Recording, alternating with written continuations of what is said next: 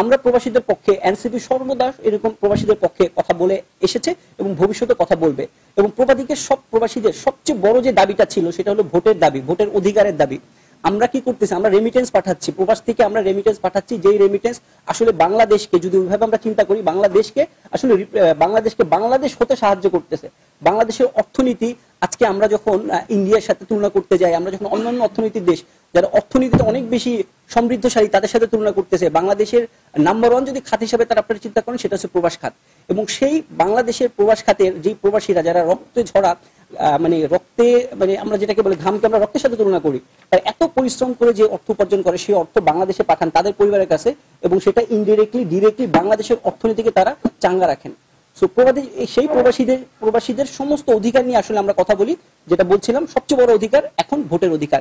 2026-এ যে নির্বাচন হবে, আপনারা নিশ্চয়ই জানেন যে স্বৈরাচারের পতন হয়েছে 5ই আগস্ট। যে 5ই আগস্ট আমাদের সামনে আসতেছে, সেই 5ই আগস্ট স্বৈরাচারের পতনের পিছনে যাদের ভূমিকা ছিল, যারা দেশ থেকে কাজ করছে তো করছে, কিন্তু অন্যতম যদি প্রধান কোনো ভূমিকা থেকে থাকে দেশের বাহিরে, সেটা হলো প্রবাসীদের।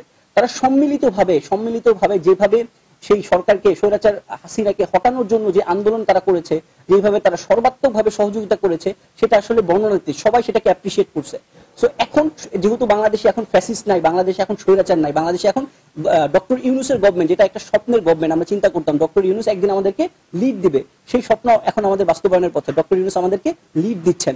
সেই ডক্টর ইউনূসের যে লিড দেওয়ার যে পিছনে যাদের ভূমিকা, সাধারণ ছাত্র জনতা, এর মধ্যে প্রবাসীদের অনেক বড় একটা ভূমিকা আছে। তো আজকে সংবাদ সম্মেলনে আমরা সেই ডক্টর ইউনূসের যে গভর্নমেন্ট, যে ইন্টারিম গভর্নমেন্ট, সেই ইন্টারিম গভর্নমেন্টকে অনুরোধ করবো যে 2026 সালে যে নির্বাচন হতে যাচ্ছে, বাংলাদেশের সাধারণ নির্বাচন, যে সরকার পরিবর্তনের নির্বাচন, সেই নির্বাচনে প্রবাসীদেরকে আপনারা বঞ্চিত করবেন না।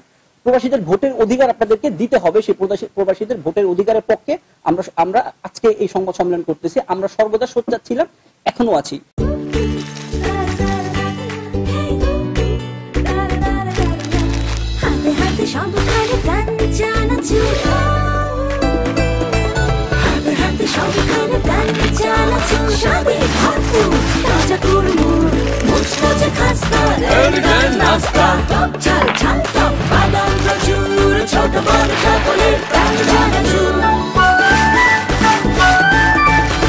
স্বাদে ভরপুর প্রাণ চানাচুর।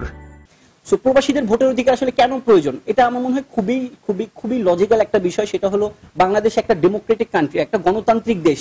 আপনি যখন একটা গণতান্ত্রিক দেশের কথা বলবেন, একটা গণতন্ত্রের কথা বলবেন, কোন গণতন্ত্র, গণতন্ত্রের মূল বিষয়টা কি আসলে সবার অংশগ্রহণ নিশ্চিত করা।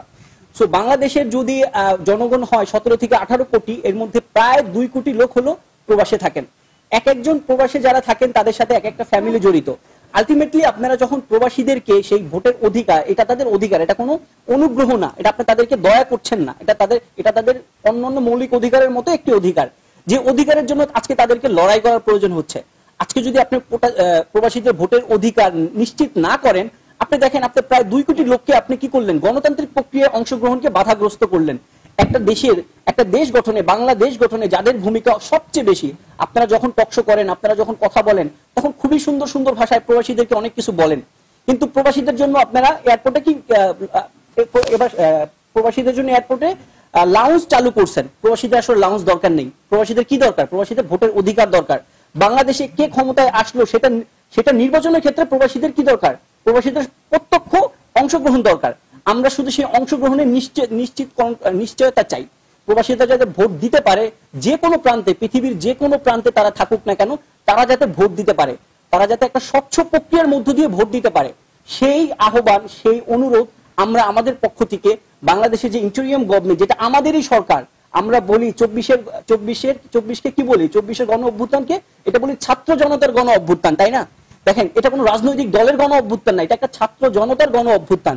সেই ছাত্র জনতার গণ অভ্যুত্থানে যে সরকার গঠিত হয়েছে, সেই সরকার যদি প্রবাসীদের ভোটাধিকার নিশ্চিত করতে না পারে, তাহলে আর কারা পারবে? সো আজকে এটাই মোক্ষম সময়, এটাই উপযুক্ত সময় আমরা সেই প্রবাসীদের ভোটাধিকার নিশ্চিত করার জন্য আমরা সরকারের কাছে বিনীত অনুরোধ জানাচ্ছি, আপনারা আমাদের কথাকে শুনুন, আপনারা 2 কোটি প্রবাসীর কথাকে শুনুন, আপনারা কান পেতে শুনুন। তারা কি চায়? তারা আপনাদের কাছে ভিআইপি লাউঞ্জ চায় না, লাউঞ্জের অ্যাক্সেস চায় না, তারা গণতান্ত্রিক প্রক্রিয়ায় অংশগ্রহণ করতে চায়, তারা সম্মান চায়। তাদেরকে আপনি সম্মানিত করুন। ভোটাধিকার কি একটা সম্মানের ব্যাপার। আমি ভোট দিতে পারি না, অন্যান্য অনেক দেশের লোকজন ভোট দিতে পারে। আজকে প্রবাসীদের কত সমস্যার মধ্যে তারা, আপনারা জানেন অন্য জায়গায়, আমি আমার এক স্যারের সাথে কথা বলছিলাম, তাদের পাসপোর্ট করতে সে বললো যে সে নাইজেরিয়ান, সেখানে পাসপোর্ট করতে সে যেদিন গেছে ওই দিনই তাকে পাসপোর্ট দিয়ে দিছে। আর আমাদের পাসপোর্টের কত নয় ছয়, আপনারা নিশ্চয়ই জানেন ওগুলো নিয়ে আজকে আমরা কথা বলবো না, আমরা কথা বলবো ভোটাধিকার নিয়ে। সো আমি আমার বক্তব্য আর দীর্ঘায়িত করবো না। সো আমি আবারও বলতেছি, আমাদের আজকের যে মূল লক্ষ্য ছিল প্রবাসীদের ভোটাধিকার নিয়ে সংবাদ সম্মেলন করা, আপনাদেরকে জানানো যে প্রবাসীদের অন্য কোনো কিছু দরকার নেই, তাদের ভোটাধিকার দরকার, তাদের গণতান্ত্রিক প্রক্রিয়ায় অংশগ্রহণ দরকার।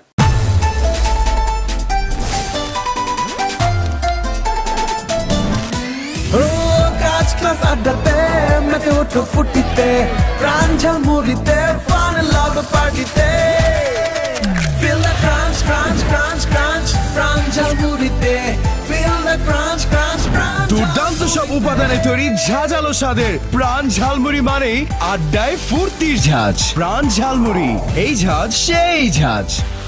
মানে কি বলবো, ফান্ডিং নিয়ে বা কিভাবে কাজ হবে সেই ব্যাপারে আমাদের আলোচনা হয়েছে কিনা, আসলে আমরা এইটাই আমাদের মেইন কনসার্ন, যে এই ব্যাপারে এখন পর্যন্ত কোনো আলোচনা হয়নি। এটা অনেক বড় একটা ইস্যু।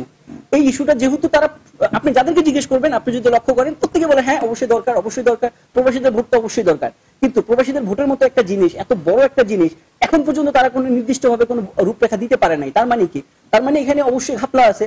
তো আমাদের এই কনসার্নটা এই জায়গাটাতেই, যে আমরা একটা নির্দিষ্ট রূপরেখা চাই। আপনি যখন রূপরেখা দিবেন তখন কিন্তু খরচের প্রশ্ন চলে আসবে, কারণ এটা শুধু মালয়েশিয়ার জন্য তারা করবে না, পুরো ওয়ার্ল্ডের জন্য তারা করবে।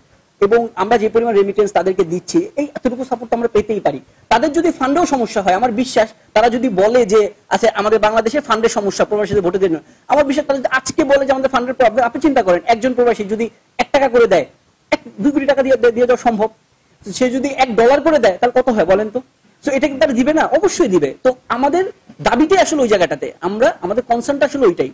আমরা চাই একটা স্পষ্ট এবং সুনির্দিষ্ট রূপরেখা, যে রূপরেখা তারা যখন প্রণয়ন করবে তখন এই ধরনের ইমপ্লিমেন্টেশন রিলেটেড যত ধরনের সমস্যা আছে এগুলো আসবে, এগুলো নিয়ে আমরা কথা বলবো, তারা কথা বলবে। I think that's all. Thank you.